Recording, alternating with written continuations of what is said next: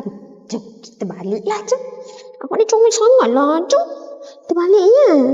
Awak balik rumah baru nak? Ya? Balik rumah baru tau. Jom, kita masuk rumah baru. Fafa!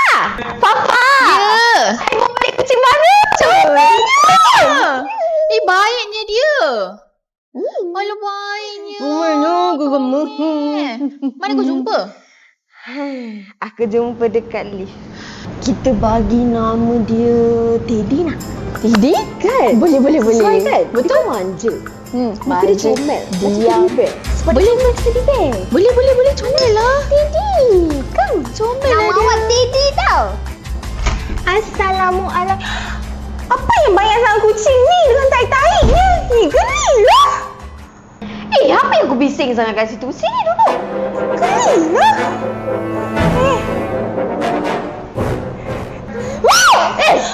Hilang kau ni. Kau dah kenapa menjerit macam ni? Sakit lah. Dia buat apa? Kau tak bagi tahu pun kau makan banyak kucing. Busuklah. Kenapa? Tainya. Apa yang korang gaduh ni? Aku dalam bilik boleh dengar lah suara korang. Yang start dulu. Tiba-tiba je. Teddy. Tak boleh lah.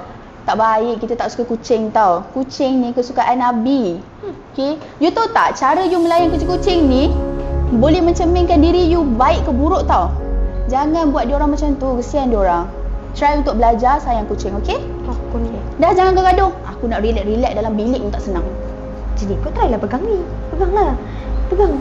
Itu tangan aku. Ini. Ha. Geli. Dia baik dia tak gigit kau pun dah. Sini.